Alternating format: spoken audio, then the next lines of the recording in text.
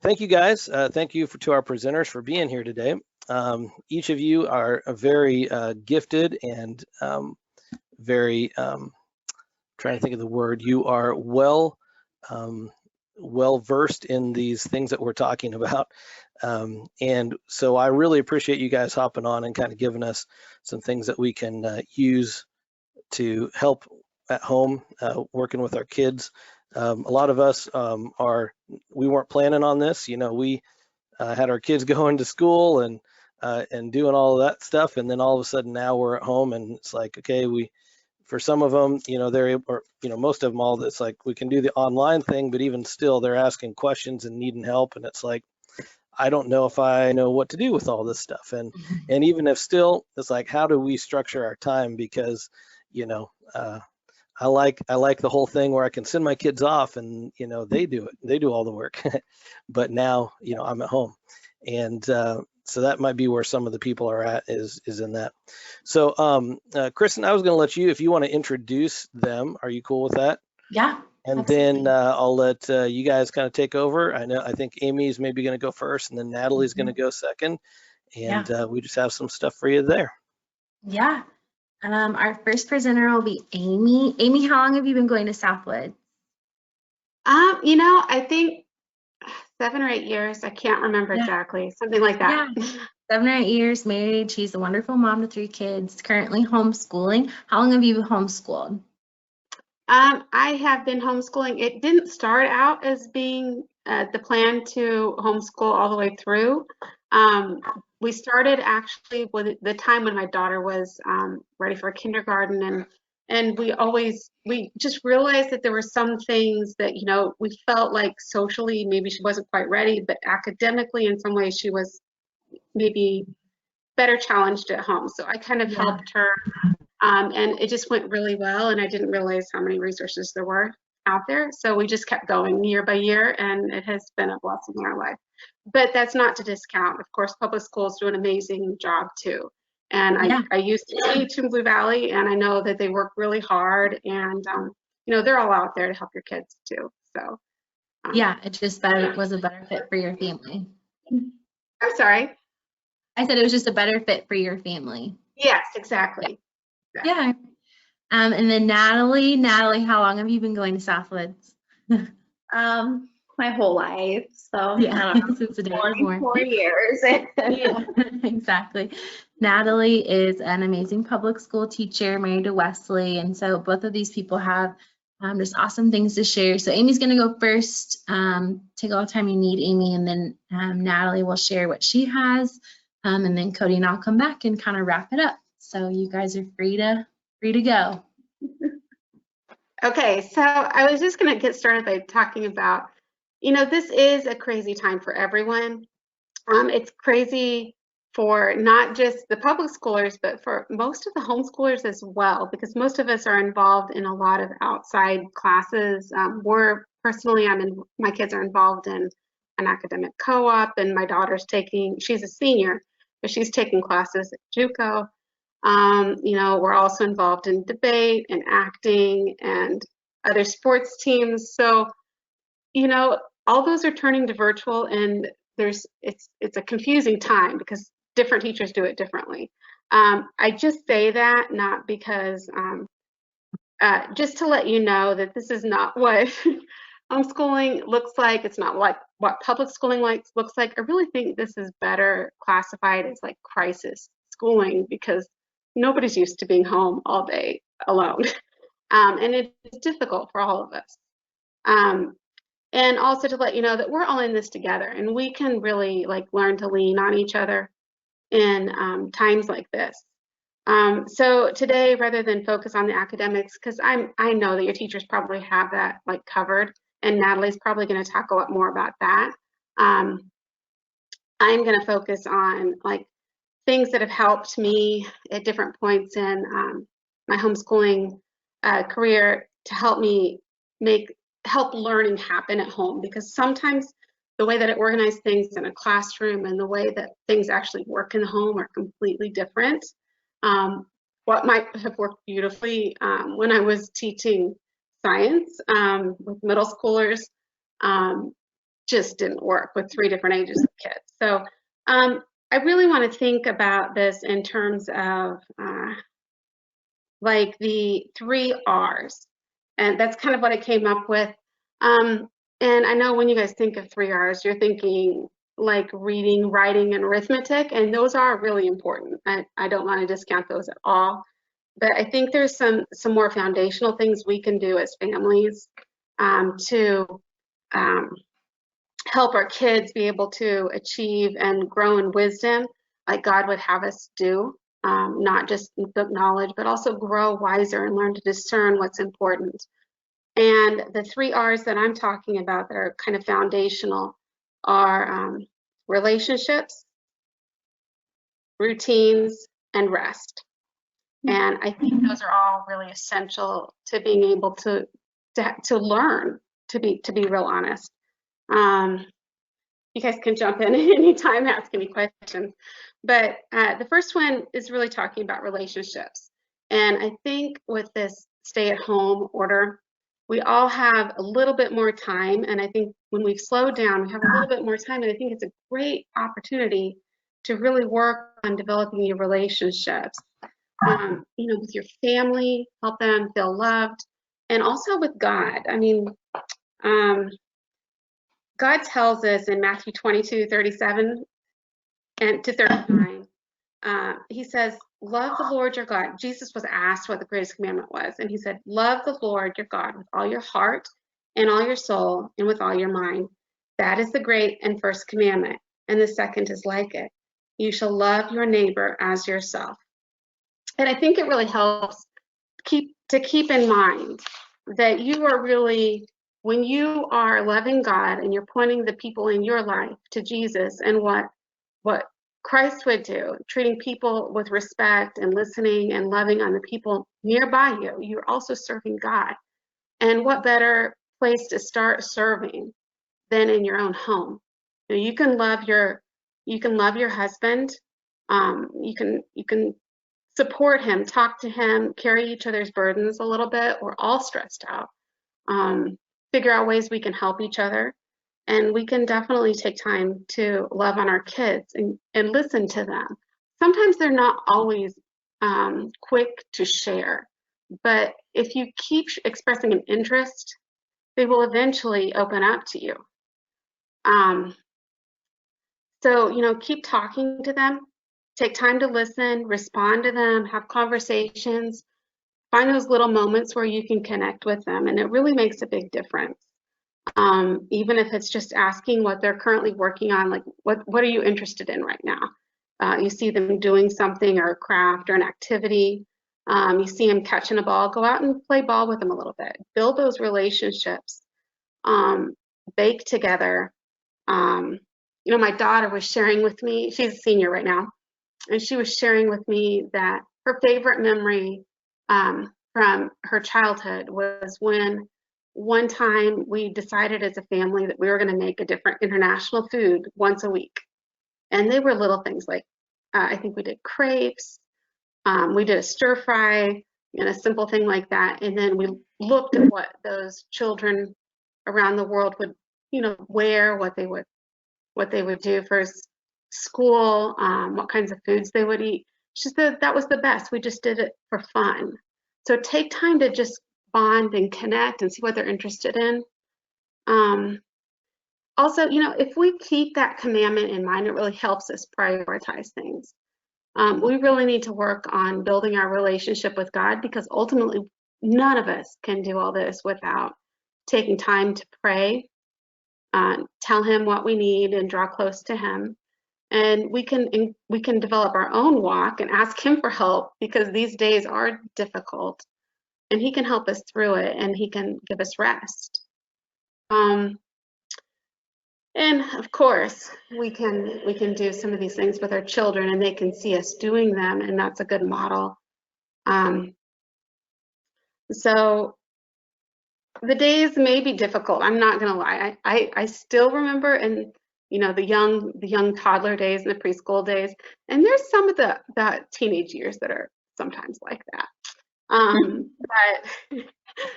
But you know, the days may be difficult, but the memories last. I don't know if you guys saw that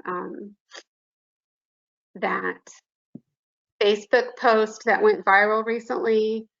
It's about a conversation that takes place about 20 years in the future, and a guy's asking his dad, you know, what do you remember about the 2020 coronavirus pandemic? And the child asks, well, do you remember the store shelves being empty, how everyone was scared, how everyone was panicked? He's like, you know, I don't really remember that.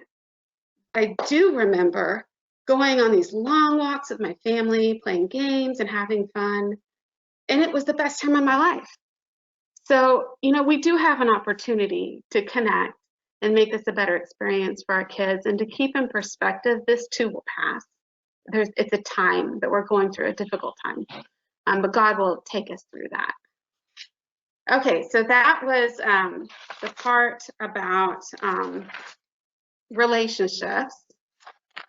Oh, and then also look for opportunities to not just build relationships with your kids, but reach out and see if there's anyone that can use help, that maybe is an elderly neighbor. Pick up that phone. I know it's kind of outdated these days, but pick up that phone and see if they might need help running, you know, going to pick up groceries or going to get a prescription. And kids are blessed by that. They want to make a difference. So that's another way they can build relationships and make a difference too. And of course, stay in contact, help them make connections with their friends, because it's hard for them to be cut off from everyone. You know, whether that be an old-fashioned phone call or set up some video calls, you know, reach out and try to connect with those friends. Okay, so the next thing is routines. And that, to me, is one of the key things about making your home not completely chaotic. So it's probably one of the hardest things, and I won't lie, it doesn't always, routines are very unique, and they tend to be something you have to kind of figure out. So rather than just tell you that you need to do X, Y, and Z, I'm going to share what works with for my family. But I did want to mention, you're going to see like tons of things out there that are really pretty, like these schedules with these 15-minute increments. You know, you do your jumping jacks here, and then you do your math work here in this 15 minutes, and it's got every kid scheduled differently. And while those look really pretty, I'm going to tell you, they are going to stress you out. You do not need to do that. That doesn't necessarily work in a home environment. Because remember, we're here to nurture them. We're parents first. We're here to nurture them. We do have to give them structure, but everyone's going to feel micromanaged if you try to keep on somebody else's schedule. So you need to find a rhythm and a routine that works for your family.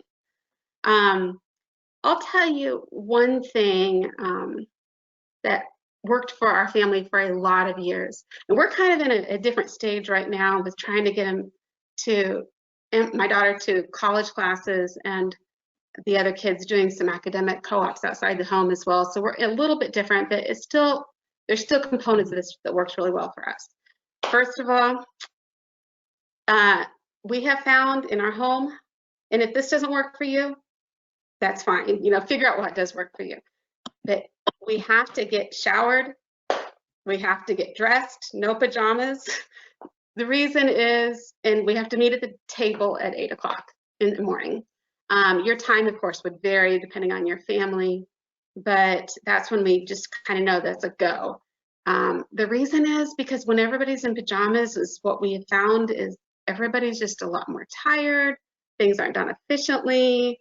They don't feel quite as woken up. So it is good to have that little routine. Make sure you're showered and you've eaten, and then you come to the table to learn. And we start out at the table. We usually just read scripture together. When they were little, it might have been, we read the Eggermeyer Story Bible, which has just tons of stories. That was what we read, but when they got old enough to digest little, like just a couple pieces of verses of Bible, straight Bible, that's what we turned to.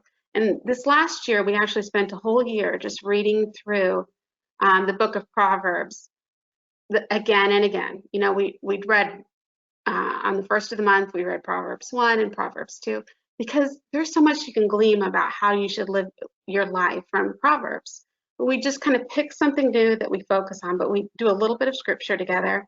And then we usually do a memory verse.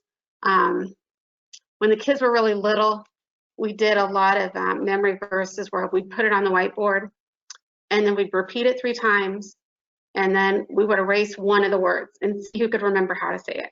And then we'd erase 2 of the words. And we'd do it enough times that by the end of that time, they would have said it 6 or 7 times. And then, of course, by the end of the week, they would really have that verse pretty memorized. And so it's kind of a game, and it was fun. And then we'd pray together. We would also, so that's kind of the signal that the day is starting. What I suggest, what worked for me, and what I don't know is exactly, well, let me just, what I don't know exactly, I tried to find this out today, is how the Blue Valley teachers, Natalie, you can probably help me with this. Are most of the teachers going live on their classes, or are they sending videos? Because my kids' co-op and JCC are kind of mixed. And I'll talk more about it too when it comes to me, but they, for the most part, have said no live. It's going to be very much, here's the stuff for the week, and then right for the whole week, and then it's very self-sufficient after that. Okay, that's what I was kind of curious about, because what I was going to suggest wasn't going to work if you were live all day. But I think that would be too hard for most kids to be live all day. Yeah, exactly. Yeah, so like my daughter, it depends on the teacher. Some of them are sending like YouTube links with some if they had something they had to explain, or like my daughter's got a physics lab. That's gonna be the trickiest one. But yeah, so there is a little bit of flexibility in how you're scheduling. So this is what I was going to suggest. This is what's worked well for me. Rather than think in 15-minute segments, what worked for me is doing like large blocks of time. And when I say that, I'm saying like 3 to 5 blocks of time. And I'm going to kind of give you an example of what that would look like if it were 4 blocks of time. So that block of time might be an hour and a half. And in that hour and a half, this is the one, it involves a little bit from you, but if in that block 1 time, you can give your kids a checklist of 3 things you want to see them do during that time. And it might be, do your reading lesson, do your spelling lesson, and I try to put something fun as a 3rd thing, something they like to do. For little ones, it might even be something like go jump on the trampoline for 15 minutes, but they've got to do them in order. So they want to do the fun thing, so they go through the other 2 things. So in that first block, I'd have like 3 activities. As they get older, that hour and a half might just be 2 things for high school or something, but they know what they need to do in that block. After that block, they're welcome to take a 15-minute break. They bring the stuff and just show me that they've done it. And then you repeat and do a block 2. So they can take a break, they can go run around outside if they want, they can, jump around on hoppy balls. That was big when my kids were little. They can play with Legos for 15 minutes, and then I'll call out block 2. And then they've got a different schedule for block 2. Now that schedule kind of needs to be somewhere they can see it, either on the refrigerator on a big schedule, or you can give them a piece of paper, but they tend to lose them. So I like them kind of posted somewhere, like on a refrigerator, so they can go back and refer to it. So we're in block 2. They do their work. And if you have time, by all means, go along and see if you can help them. That's part of the relationship building. Take turns reading that social studies lesson or whatever. So we got 2 blocks. Then there's time for lunch. Just talk to them. See what they're doing, see if they're having any trouble. And I know, like, for the most part, you can just check in on them a little bit. As they get a little bit older, with younger ones, you're probably going to need to work a little bit more alongside them. I know that's got to be really tough for you parents that have a lot of meetings. And then do 2 more blocks just like that in the afternoon. With the block, between block 3 and 4, put in a snack, sweeten it up a little bit. And then, just look for things that they're doing really well, praise them, find what they're doing well, and you know, that praise and focusing on that tends to help a lot more than just, you know, going through and saying, oh, I don't think you have that, I don't think you have that. So, you know, just be encouragement. Like, we're serving God, so we want to serve him well. We want to encourage these kids towards doing the things that are going to help them grow. So hopefully that wasn't too much detail. There are different flows that work for different families. This is just what works with me. There are different times of life when actually, you know, my daughter really doesn't do the block system at all anymore. She's pretty much independent by this point because she's got other accountability, of course, through her other classes. And my other high school son is also mostly outside of that, but he still does a few things with me. They will probably still need some help with math, and I would say just ask for help. Reach out to your teachers, and if you can't figure out how they're doing something, I've kind of walked along with them through math, and I'm a science math teacher, by the way, so it wasn't too bad for me. But if you haven't done Algebra 2 in a long time, please ask for help. And if your teacher is just really busy, reach out Facebook, honestly. Say, you know, okay, guys, I can't figure out how to do this problem. And there'll be people out there that do. I'm more than willing to help if I can. I can help through Algebra 2, through chemistry. So please feel free to email me, and I will be happy to set up a time too. As well, I'm sure your teachers can help you too. And then I guess a couple other tips. Do the hardest stuff when your toddler is napping. If you know that you're gonna have to sit with one child for math because it's just really, they can't do it all on their own, or you need to sit and listen to someone who's learning to read, do it when there's a little bit less chaos in the room. Oh, and then one of our very favorite things that I love, I really am a big believer that books are really, really important and fundamental. So after lunch, before we did block 3 and 4, we all grabbed a book. Usually we grabbed a cookie or something as well, you know, something to sweeten the deal a little bit. Found a coffee chair, and the rule was silent reading for 30 minutes. And it could be, you know, anything if they're choosing. They could choose. It didn't have to be an assigned book. So it was, the idea was just to make it fun. And you know what? It made it more peaceful for me because it gave me like a quiet time during the day. When the kids were too little to read to themselves independently, I'd put them in the room with an audiobook.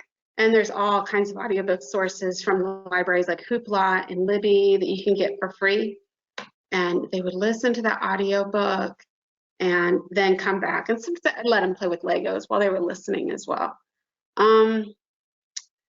Okay, so that's mostly my advice for scheduling.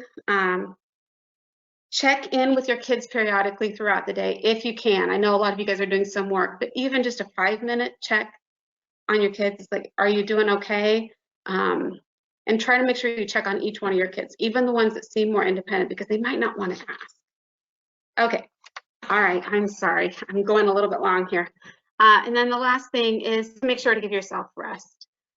This is not easy work. It's exhausting work, but when you keep in mind that you're really making a difference in helping your kids, it really, really is worth it. So just make sure to give yourself rest, take care of your body, get plenty of water, go on walks, exercise, reach out when you need help, call your friends too, have some alone time, put yourself in time out, have some alone time in your room. Then after everyone has some alone time, come back together, have dinner, and try to do something fun and not academic as much as you can. You know, play a board game, watch a show together. There are tough days, and it does become really hard sometimes. Give yourself a lot of grace. That's my biggest advice. You know, God has grace for us. We need to have grace for each other, for our kids, for our family, and for ourselves as well. So there's one quote, and this is the last thing I'll talk about. I don't know where I am on time, but I'm feeling like I went a little long. And that is, this is a quote. It's the last thing I was going to say, by Sarah McKenzie, who wrote a book called Teaching from Rest. And she said, listen carefully. You do not need to have a productive homeschool day to please the Savior. You do not need to have a clean house to please the Savior. You do not even have to have well-behaved kids to please him. It doesn't matter. What matters is that we seek to imitate Christ, that we order our lives so that our heart better reflects his. Many days, checklists will go untouched. Books will not get read. Ducks will not line up in a row, no matter how much we strive. So cease striving. As St. Jerome said, it is our part to offer what we can, but it's his to finish what we cannot. So I really like that, and I thought maybe that would be helpful to some of you. Any questions? I don't know. No, thank you so much, Amy. It's so nice just to see your passion, your love for your kids, first of all, and the Lord as well, and just honoring him through what you do in your home. And so thank you so much for sharing that. We appreciate that. If you do have questions, you can put it in the question box, and we'll kind of get to them as we go. Natalie, I apologize. I keep calling you Natalie Alton. Natalie Crow now will speak. Natalie is in the public school system teaching 5th grade this year. And so she has a lot to share. You'll also see in the handouts, Cody's going to put up a handout that Natalie had made and done. So take it away, Natalie. Yeah, so I do teach 5th grade. I'm in the Kansas City, Kansas Public School District. But the information I have to share will work for all of the area Kansas City schools. Pretty much the whole state is on the same page when it comes to what continuous learning is going to look like in the different public schools.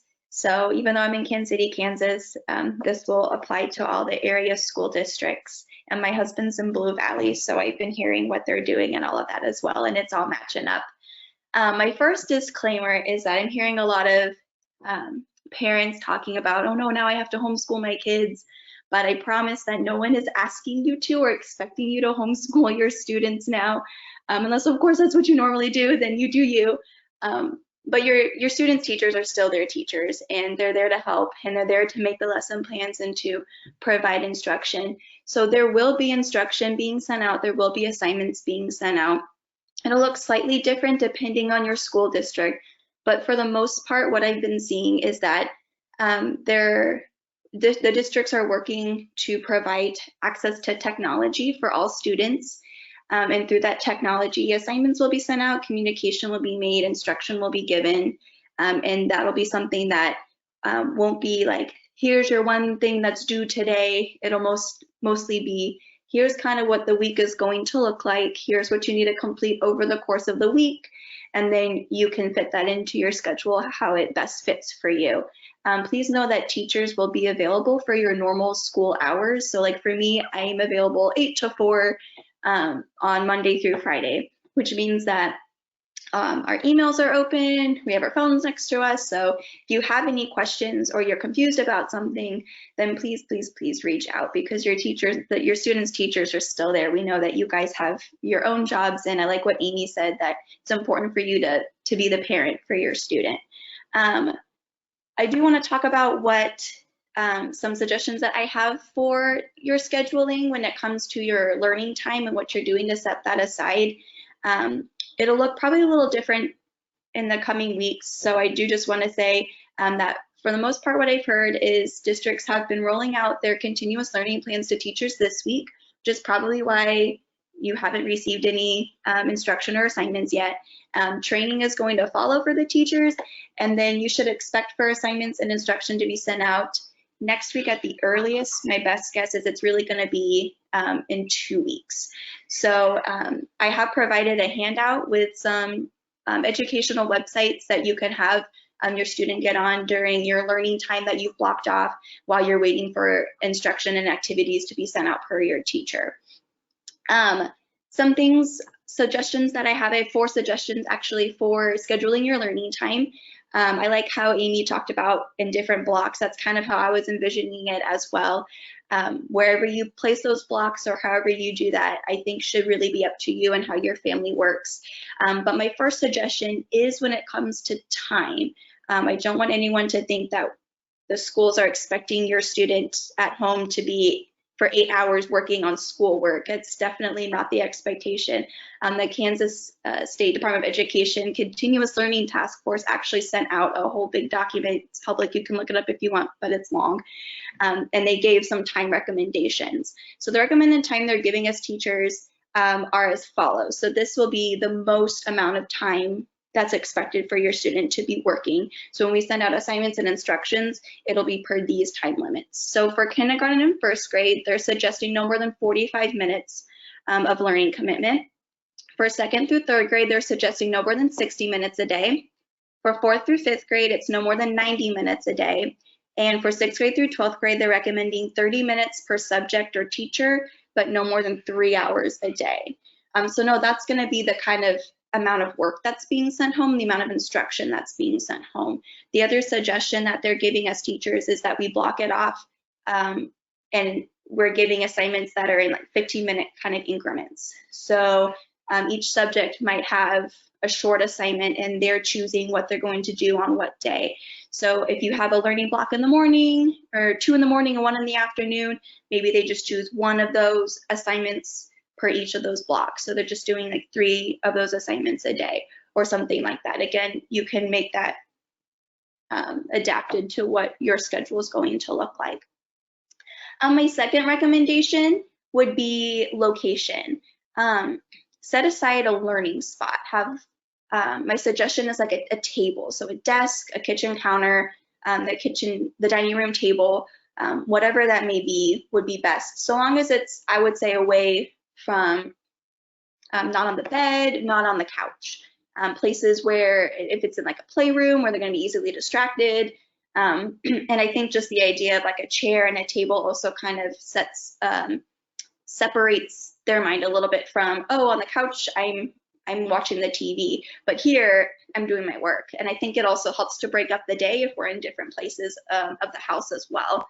And also think about some distractions, especially if you have multiple students or you have an older student who's in school, then you have some younger ones who are not or who don't have schoolwork. Make sure that the student who's doing their work has a quiet place to be. My third recommendation is to keep their learning fun and authentic. Please be reading. I'm glad that Amy said that. I get my students in August, and if they haven't read all summer, they usually drop 1 or 2 reading levels. So I can't imagine if they haven't read since March before spring break. I can't imagine what the deficit would be there. So please make sure that they're reading. On that resource sheet that I provided, I have linked some places where you can find digital copies of books, or if you have younger students, books being read out loud. If you don't have access to books or if you don't have the time to do that for your younger students. But I really encourage you to have like older siblings read to younger siblings, have younger siblings try to read to the older siblings. You can read out loud to them if you have the time. And on top of that, the public libraries may be closed in person, but they are open online. So there's digital copies, audiobooks, even magazines and periodicals. I would suggest that reading time could be like what they do. I kind of like what Amy said, how it's like that separate time. It really should, it's not included in the assignments and those types of things that are being sent out. That would be in addition to those assignments. I think it's a great way to wind down. So I like that she said cut after lunch, because that's what I do in my classroom is we read after lunch and after recess because it winds them down. As far as keeping learning authentic, this is echoing what Amy said as well. Make sure you're including them in some different things. Learning doesn't have to be math, social studies, science. It could be learning how to cook something, learning how to do a house project, have an older sibling teach a younger sibling how to do something like build something with Legos or how to use watercolors or something like that. All of those are really authentic learning opportunities that we have a wonderful opportunity to have now that we're not in the school buildings. And my fourth recommendation is to take breaks and know that your schedule is not set in stone. If you're frustrated, if the student's frustrated, if you're crying trying to get the math done, then just stop and know that it's not going to be productive. Put it on hold, have them jump on and do something else. I've provided links to different educational games, different websites with educational videos, virtual field trips, things like that. Have them do something like that. And then hop online and email the teacher and ask for more instruction on that. Please know your teachers are available to help you, like I said, throughout the normal school day, as well as all of us are being encouraged to have set in stone office hours where we'll be available immediately. So once those office hours are communicated to you, please know that those would be great times to call the teacher or email them, and you'll be able to get a more immediate response. We're not expecting you to teach them the math concept or the science concept if you don't understand it. Take a break from it, have them choose a different activity, or have them hop on and do like an educational game or something like that, so they can still stay in their learning time, but we're actually learning. We're not just frustrated and in tears. Kind of like what Amy said, I know there's lots of stuff going around the internet. I know as a teacher, I've been seeing it because all my teacher friends are sharing it, but there's all these websites and there's all these schedules. And I think it is really important to develop what works for you and to develop it as a family. Your student will be more productive if they know what to expect. So like Amy said, having that schedule posted, but walking them through it, making sure they know this is when learning time will happen. This is when this break is going to happen. This is when we're doing this, etc. Since there has been a lot going around, I did kind of vet through those, and that's what I've provided on that handout. I'm not saying that other websites or tools are useful or not, or that there's more out there, but if you're overwhelmed, then I would suggest looking at what I provided. It's something that I, as a teacher, kind of like approve. These work with the standards, these work with what we're teaching in school, and a lot of times they're just what I know my students like. There are a lot of websites out there that I've been seeing circulated saying that they are free to join, and most of them are, but only if you're a teacher. So like you need a class code. So all the ones that I provided on the handout are free to join. Most of them don't need to sign up, and if they do, you don't need to be a teacher to sign up. So those might be something where you want to add in your schedule, like a game time, but if you want it to be more of an educational game, you can choose one of those. I provided an elementary and a secondary for that. And just know that those are a lot of what I envision people being able to use to kind of do on their own and have those authentic learning experiences where they can explore on their own. But yeah, that's kind of what I got. Awesome. Thank you so much, Natalie. You guys are an amazing wealth of resources, so thank you so much.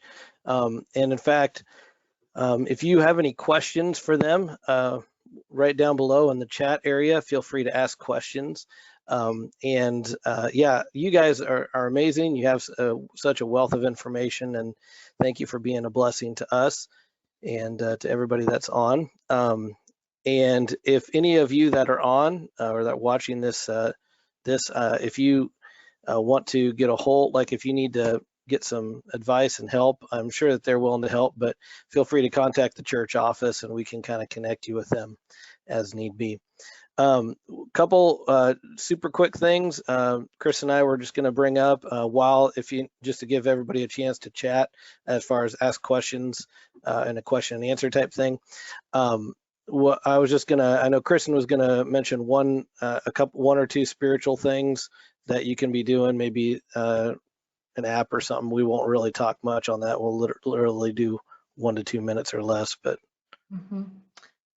Yes, one of the things I think Cody was going to talk about too is YouVersion. YouVersion also has a kids app